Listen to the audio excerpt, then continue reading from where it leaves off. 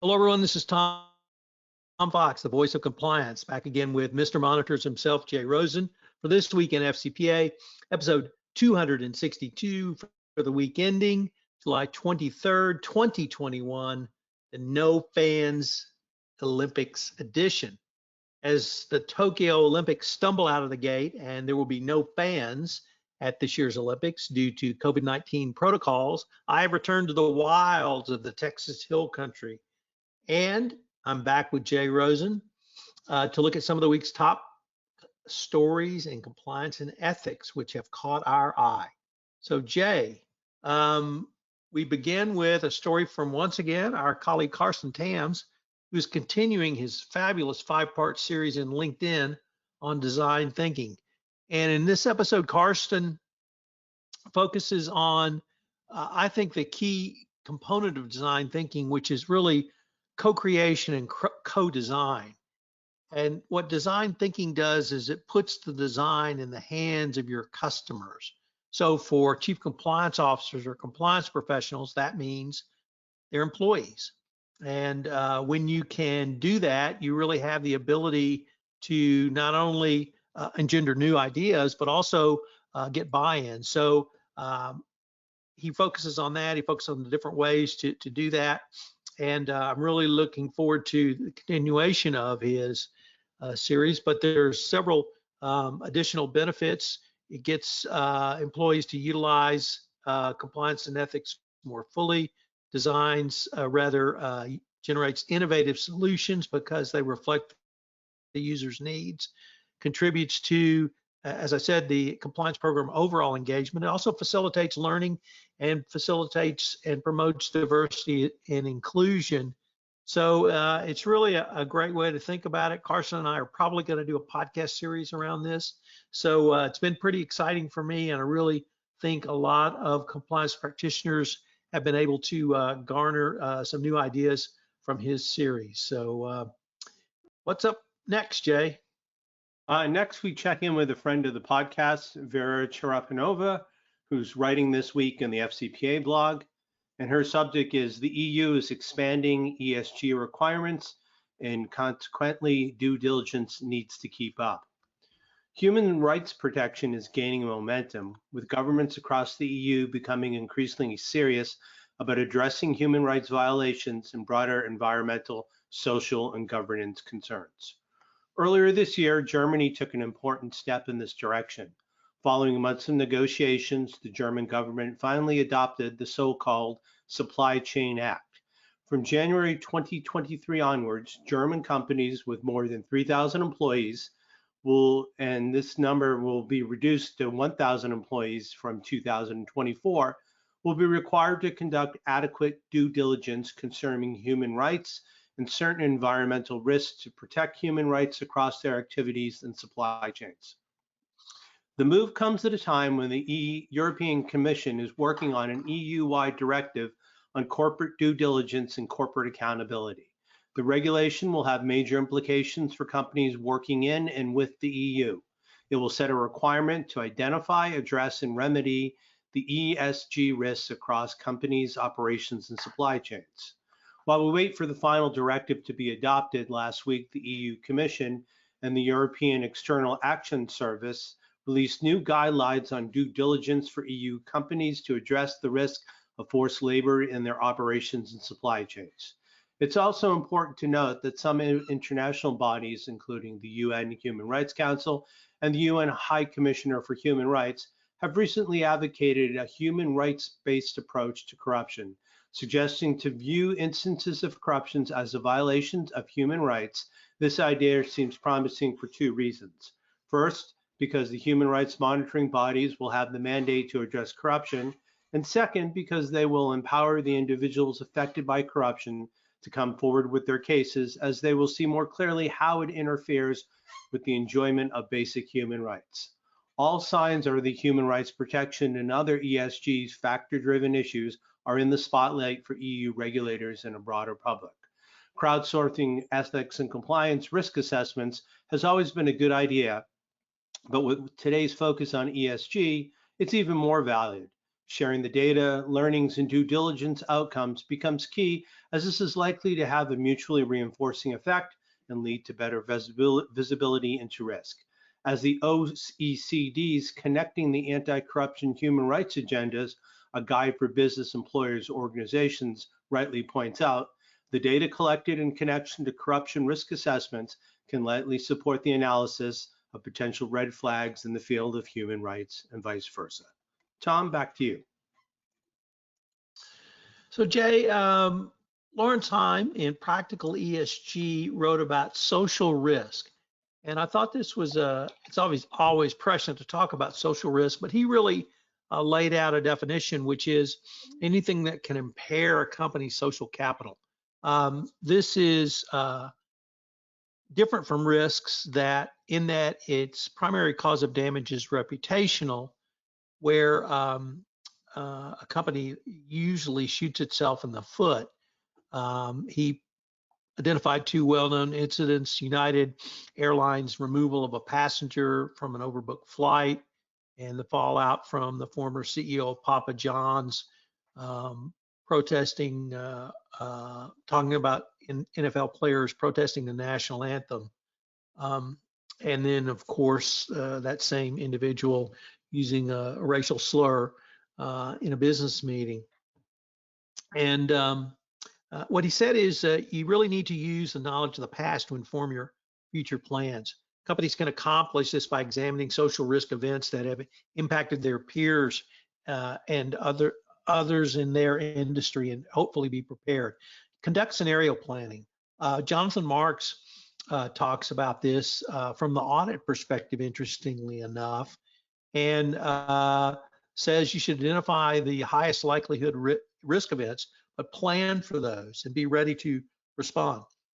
And prepare responses and identify the sources necessary to not only prevent, but also mitigate your highest likelihood of risk. And that sounds suspiciously like a risk assessment.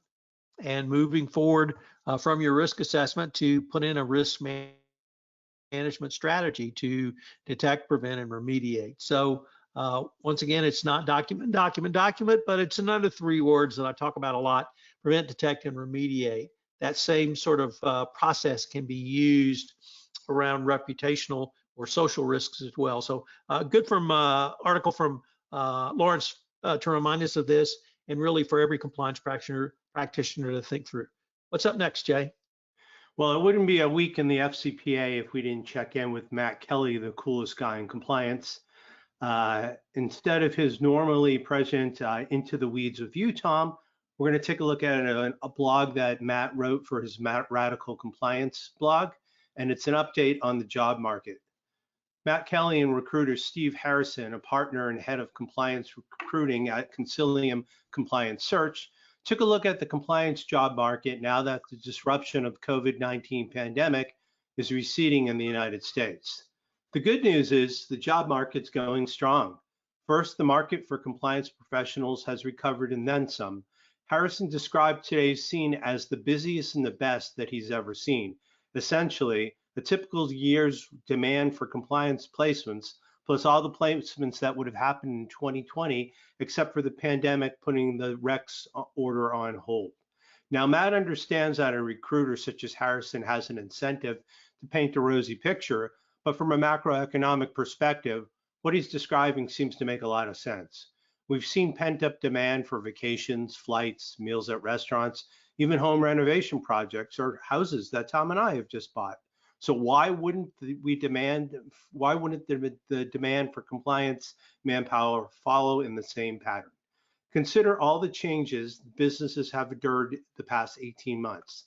The move to remote work due to COVID, demand for more racial equity sparked by the George Floyd protest, and an epidemic of ransomware attacks that underline the importance of cybersecurity.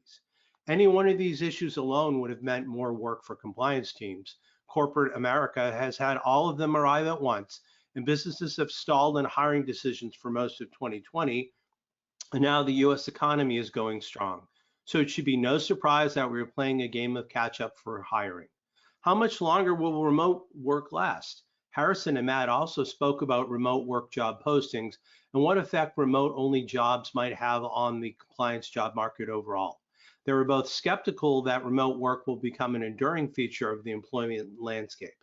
There's a perception that there's a lot more opportunities for candidates who want remote work than there are actually jobs, Harrison said. On the other hand, companies offering flexible work arrangements where the candidates can work from home several days a week, those are plentiful and probably will be for at least several years to come. What the compliance community doesn't know yet is, one, how will remote work jobs affect salary levels for the profession overall? And two, how remote work might affect your ability to move up the career ladder at your company. What's in demand right now? That's easy: privacy and data security expertise or experience building these programs. Global businesses, Harrison said, are looking for both. Again, that makes sense. Privacy laws are proliferating across the US and the world. Businesses need to navigate these laws somehow, so anyone who understands how to square business operations with privacy compliance obligations will certainly be in high demand. As to the demand for program building experiences, lots of businesses, Harrison says, are looking for their first ever compliance officer, hence the need for someone who knows how to get started or how to take a weak program and make it better. That tells you something about both the enforcement appetite rising among regulators and around the world and companies' response to that appetite. Good conduct is something regulators expect now, so compliance capability is something companies need now as well, which for those of us in the compliance profession is good news. Tom? So Jay, we usually don't have mysteries on This Week in FCPA, but we have sort of a mystery this week.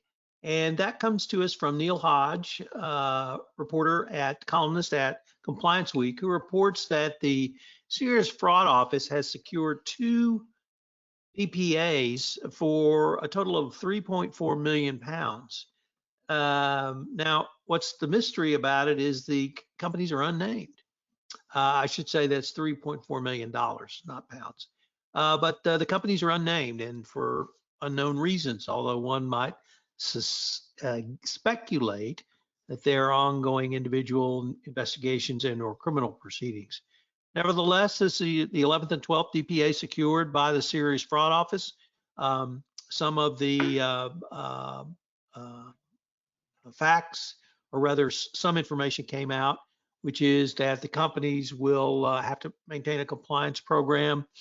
They were charged with either actively participating in or failing to prevent the use of bribes to win contracts. They are UK companies, and it's really interesting that when the SFO does something like this, it's such a big deal.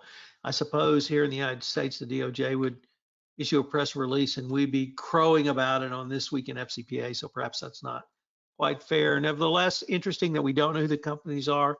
The DPAs have not been publicly available yet, so I can't digest them for our audience on the FCPA Compliance and Ethics blog, but when they become available, I will. So how do you respond to parallel investigations, Jay? Thanks, Tom. This article comes to us from Corporate Compliance Insights, and it's written by Nicole Sprinson and Catherine Yoon. Responding to parallel investigations, businesses and individuals alike face difficult choices when considering the prospect of multiple federal agency investigations of business practices happening in parallel. In that scenario, what are the relevant considerations to determine how to handle this situation? Multi-agency cooperation efforts can go a long way towards obtaining mitigated civil or criminal penalties. But companies, their executives, employees may find that there are significant collateral consequences to affirmatively engaging with all regulators at the same time. Companies should consider these factors in making strategic decisions behind whether to cooperate with whom and in what manner. While navigating investigations by multiple regulators is always challenging, recent parallel and multi-agency enforcements provide valuable insight. These cases illustrate that considerations companies should assess when faced with multiple regulators or enforcement agencies knocking at their door.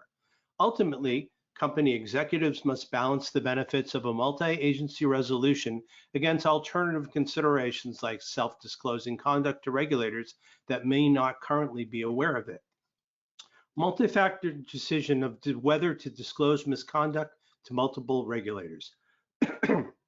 Pursuant to many industry regulators' rules, failure to cooperate in an internal investigation, including testifying before an investigating agent when requested, could result in losing membership privileges. For some industries like securities, commodities, or government contracting, loss of membership privileges with the industry regulator or regulations means a loss of licensing or potential suspension or debarment as a resulting loss of livelihood. In terms of costs of the strategic decision not to cooperate, the decision not to engage in a parallel cooperation could lead to multiple separate cases and multiple separate resolutions, potentially with accumulating financial costs. First, resolution with one agency may not prevent another regulator from investigating the same or similar conduct at a later date. Second, a federal agency conducting a subsequent investigation of the same conduct may and is likely to refuse to credit a prior forfeiture with another regulator. Recent enforcement actions show the cost of the initial decision of whether to cooperate with authorities, including whether to notify them of potential enforceable misconduct. This can be significant. Cooperation can result in maximum resolution benefits. By contrast, companies that engage in parallel cooperation with civil and criminal regulators can better manage the timing and scope of the investigation and resolution when handled one after another. Further, these businesses typically receive some form of financial credit for parallel cooperation. The DOJ has routinely offered fine reductions to cooperating companies. Here's 3 examples. In settlements with Teva Pharmaceutical and Panasonic Avionics, the DOJ offered a 20% discount off the low end of the United States sentencing guidelines range. In 2019, Merrill Lynch received cooperation credit when it entered contemporaneous settlements with the DOJ and the CFTC. And last year, Goldman Sachs Group entered multi-agency settlements with both the US and foreign regulators. In the US, Goldman settled with the SEC, DOJ, and the Federal Reserve Board, and the company agreed to pay a global settlement of $2.9 billion, and the fraud section credited over $1.6 billion in payments made to other regulators.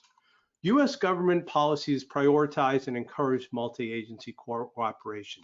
As these cases demonstrate, cooperation with multiple regulators can impact the scope and type of resolutions, as well as the extent of financial penalties imposed on a company. Although each federal agency has its own cooperation policy, law enforcement agencies increasingly reward cooperation. Businesses and their employees face complex challenges when navigating regulatory and/or government regulations, which may be compounded when multiple investigating bodies or agencies are involved. The key to determining the path forward is balancing the company's interests in potentially not engaging with multiple regulators or law enforcement agencies at the same times. Agencies that might not otherwise be aware of the conduct issue against the potential benefits of single multi-regulator or multi-agency resolutions, which can be considerable. Although the decision of whether to engage with multiple regulators to address legal violations is always a difficult one, particularly where it involves informing an agency of the conduct, the lodestar for the company's decision makers should always be to minimize consequential damage and promote the best interests of the business. Tom, back to you. So Jay, one of the most ubiquitous terms currently in vogue is, of course, SPACs. And we've talked about some SPACs on this podcast. We're going to talk about them in our next Everything Compliance. And our friend Francine McKenna has taken a look at them from the audit angle, as she's really one of the top audit thought leaders around, with her own publication called The Dig, which I would urge everyone to subscribe to. And she's finally published something on SPACs. And here she looks at the auditors involved. And perhaps most interesting, Jay, is the big four are not involved in SPACs largely. The number of audits by the big four of SPACs are as low as 1, and KPMG has audited 7. So that means there are mid-market companies doing it. Nothing wrong with mid-market companies doing this, but it's a bit unusual that the major players are not involved in it. And Francine identifies those major players, and then she has, as always, some really juicy quotes. She seems to get quotes in this area as well as anyone, and has done so for quite some time. And she really points out the inherent conflicts of interest in SPACs, which is after the investors, initial investors, put their money in, the SPAC has 18 months to spend it by acquiring a company and then flipping it out publicly, or de-SPACing. I love that word, de-SPACing. And so that's an inherent conflict of interest. But the other thing, Jay, is the pressure you were under. And you've been a deal guy a long time. And so I know you understand what that means, whether it's your quarterly numbers, whether it's hitting the earnings report, or just the pressure to close a deal. Well, this 18-month deadline in SPACs is a real deadline and lots of pressure. So if you've gone a year and you haven't closed a deal, you may feel a level of pressure to get something done in 6 months that is a lot. And that pressure can move to your business advisors, particularly your auditors, who have to certify the numbers of the company you're purchasing. So lots of pressure here, lots of different moving parts. Obviously, it circumvents the IPO process. And when a SPAC, after an investment, de-SPACs and goes into the public arena as a publicly held company, it immediately has all of the obligations of a publicly held company, SOX 404, internal controls, financial statements, all of that. It's not a runway, run up. It's not a 30 days to get it together. It's today, day one. And so that means if the company that's been purchased was private and didn't have those, you're in a world of hurt, because the SEC could really look askance. All of that's pointing back to the pressure and really how important internal auditors are in the SPAC process. So she's going to write about this, continue to write about it from the internal audit process. But really, if you have not read The Dig, you're interested in internal audit at all, there's no better writer than Francine. She's been with the Wall Street Journal Market Watch group as a professional journalist. She's a former Big Four auditor. So check it out. What's up, Jay? Now we check in with the NAVEX Global Risk and Compliance Matters blog. We've got a story by Keith Taylor taking a look at the EU Whistleblowers Initiative. With less than 6 months now to go until December 17th of 2021, the deadline for the EU member states to transpose the Whistleblower Protection Directive, progress is a mixed bag. Just one of the 27 member states, Denmark, has completed the transposition of the directive with the new Whistleblower Protection Act passed on the 24th of June of this year. A number of factors have contributed to this slow pace, both across all member states and in certain individual cases. COVID-19 has obviously had a big impact. Most countries have deferred legislative efforts in many areas in order to focus on the pandemic. Bureaucracy is still slow progress. Some countries either already have or may soon experience problems in passing legislation during their current legislative periods. To expand or not to expand, perhaps the biggest obstacle to transposition has been the debate around whether member states should expand the scope of new laws to go beyond the minimum requirements laid out by the directive. Many questions remain over the final scope of national transpositions, whether or not countries will take a verbatim approach applying only the minimum requirements that are laid out in the directive. The issue of anonymous reporting has also been widely debated. Although the directive makes clear that anonymous whistleblowers should be afforded the same level of protection as anyone else, it unfortunately does not include any obligation for organizations to actually respond to and investigate reports from anonymous sources. Other significant areas that are being debated by various member states include measures to protect whistleblowers reporting in the areas of national security and defense, provisions for financial and psychological support for whistleblowers, the introduction of personal liability for those people who retaliate against whistleblowers, and expanding definition of who can be a whistleblower. So what have the Danes done? Now that Denmark has just become the first state to enact the directive, the rest of the EU will no doubt have their eyes on the standards and potential precedents being set when completing their own transpositions. As a result, the new Danish Whistleblower Protection Act covers reporting on breaches of not just EU law, but also national law and infringement of serious nature, including bribery, corruption, sexual harassment. Second, it provides protection for whistleblowers who choose to report publicly in certain circumstances. Third, does not include protection for reports related to issues of government security, matters covered by legal privilege or health information. And finally, it does not include any requirements for organizations to respond to or investigate reports. So what happens now? It's quite likely that over the next few months, we'll see a flurry of activity from member states as they push to complete transposition before the deadline. Whether or not all countries will manage to achieve this remains to be seen.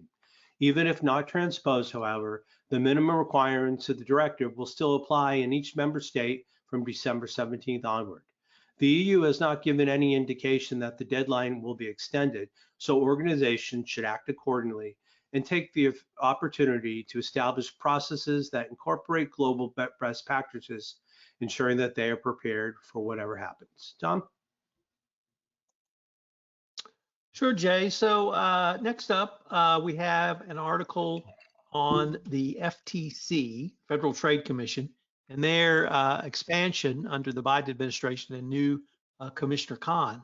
And coming to us from New York University's Compliance and Enforcement blog, it really details, the article rather details the expansion of FTC powers, literally in the first meeting called by Chairman Khan, and they identify a couple of areas that they feel like the FTC is really going to take a look at, maybe three: tech platforms, healthcare, and pharmaceuticals. And the resolutions passed by the entire commission, of course, over the objection of the Republicans, was to expand the investigative powers and scope of what the FTC can do and will be looking at. So they've given subpoena power back to the below the commissioner level. The Trump administration had restricted subpoenas up to only the commission. So individual civil investigation demands and subpoenas can be sent out without full authorization of the entire commission. Additionally, I think it's pretty clear that under Chairman Khan, there will be an increase in investigations and enforcement. The authors feel that the adoption of these resolutions signifies an attempt to expand the authority of the FTC and increase the volume and scope of its investigation, particularly for those three areas: tech, healthcare, and pharma. So, and perhaps even in hospitals and other healthcare industries. Mergers and acquisitions are going to be also scrutinized a lot more closely, and it's going to be, I think, a big ride for our white-collar defense brethren who practice in these areas, Jay. So back over to you. Thanks, Tom. With our last article, we're going to check in with the Harvard Law School Forum on Corporate Governance. This article comes to us from a trio of attorneys at Wachtell Lipton, Martin Lipton, William Sabat, and Carmen Liu, and the article is entitled The Enactment of Purpose Initiative.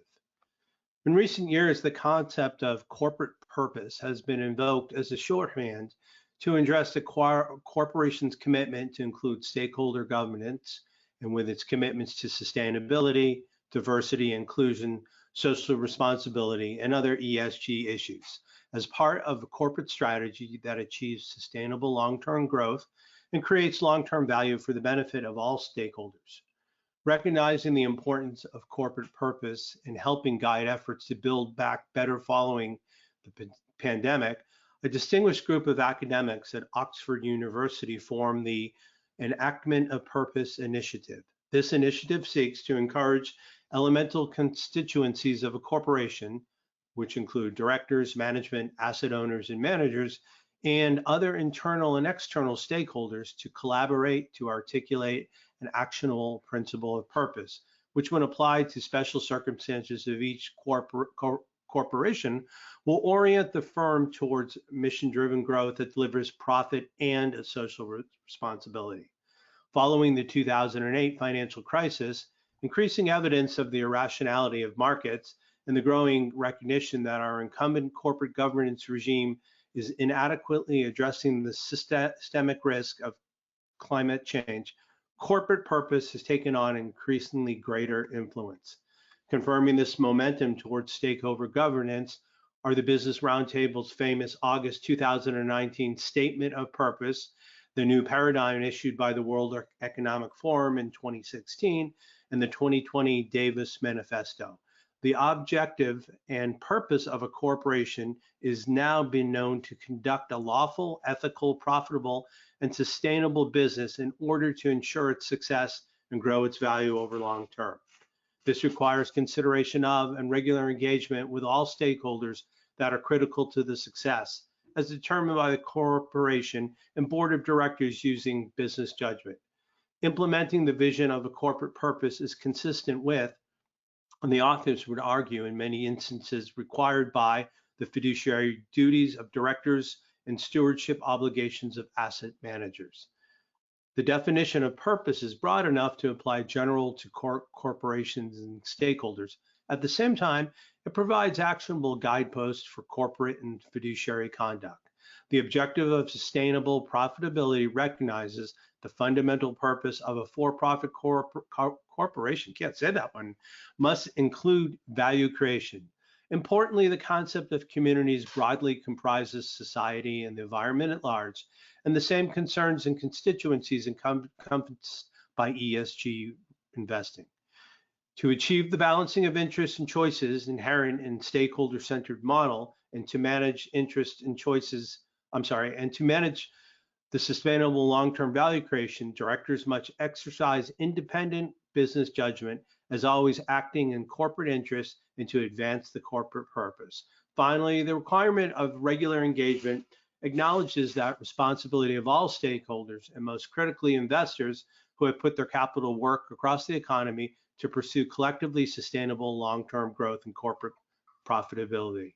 The Enacting Purpose initiative is linked to the article, and it amplifies in many respects our definition of purpose and its further salutary vision of corporate governance that harmonizes the need to manage for profit and the need to manage towards social good. Tom, it's time to talk about podcasts and events. What's on the schedule for this week? So Jay, this week I had a great 6-part series with Exeter and on innovation and compliance to look at a truly innovative new approach to third-party and supply chain risk management that Exeter has developed. They call it the trades framework. Over the past days this week and concluding today on or on Friday rather, I should say, July 23rd, we looked at part 1, which is transparency, part 2, risk mitigation, part 3, assessing risk, part 4, determining mitigations, part 5, evaluating the uplift, and part 6, supplier monitoring. I can't really emphasize enough how innovative this framework is, Jay. It's since the development of the 5-step life cycle in risk management that I talk about quite a bit. This is really, I think, the next iteration. I'm going to write about it a lot because I think it's so powerful, and every compliance professional should take a look at this and evaluate their own third-party and supply chain risk management in the context of the framework. You will appreciate, Jay, that Loki has ended, and Megan Doherty and I concluded our series on Loki for all time, always. This was the concluding episode of season 1, not the series. And Megan and I looked back over the entire series, reviewed it in the context of prior MCU series WandaVision, and of course, the Winter Soldier and the Falcon, and where the MC multiverse, not universe, may be headed. So a lot to digest, and Megan and I had a ton of fun as always. On the Compliance Life this month, we're featuring Asha Palmer. In episode 3, Asha moves from the corporate world into compliance consulting, and she was a little surprised with what she found. So check out episode 3 of this month's The Compliance Live with Asha Palmer, CECO at Conversant. Jay, are you a Gwickie? Oh yeah, I'm a Gwickie. Are you a Gwickie? I am a Gwickie. What is a Well, Gwickie and why should people care? if you're not one, you should be. You need to join co-hosts Lisa Fine and Mary Shirley for their fan fave lightning round of listeners submitted questions in this week's episode of Great Women in Compliance, which we abbreviate as #GWIC. Also, wanted to ask, what is the budget process for a corporate compliance function? Check in with Courtney Nordrum as she lays it all out for you in this episode of Survive and Thrive. You can check out both the video version on YouTube and the regular version. And as always, we link to both of these podcasts and every podcast we talk about on this show. Tom, what's news with the Compliance Handbook 2nd edition? Compliance Handbook 2nd edition is out. Some great numbers, so I hope you will check it out. We link to information on it, and of course, I link to it on the LexisNexis bookstore page. LexisNexis, the world's largest legal publisher, is starting a compliance subdivision, and I'm their first author, and this is their first compliance book. So check it out. I'm thrilled to have LexisNexis publishing this book. I'm more thrilled that it's out. It is, in my humble opinion, the single best one-volume book on how to design, create, implement, and enhance a best practices compliance program. So check out the Compliance Handbook 2nd edition. Jason Mefford interviewed me about it for his podcast, Jamming with Jason, which went up recently. Scott Moritz, our colleague, interviewed me for it for his podcast, Fraud Eat Strategy. And I'll be talking about it in several other venues. So check out the Compliance Handbook 2nd edition. Jay, you want to take us home? Sure. So if you have any questions, Tom Fox is the voice of compliance, and he can be reached at tfox@tfoxlaw.com. And I, Jay Rosem, am yours truly, Mr. Monitor. You can reach me at the initial J, ROSEN, at Affiliated Monitors. And we'd like to thank you for joining us for This Week in FCPA, episode 262 for the week ending July 23rd, 2021, the No Fans Olympic edition. We thank you for spending part of your week or weekend with us, and we look forward to talking to you next week when we take a look at this week in the FCPA.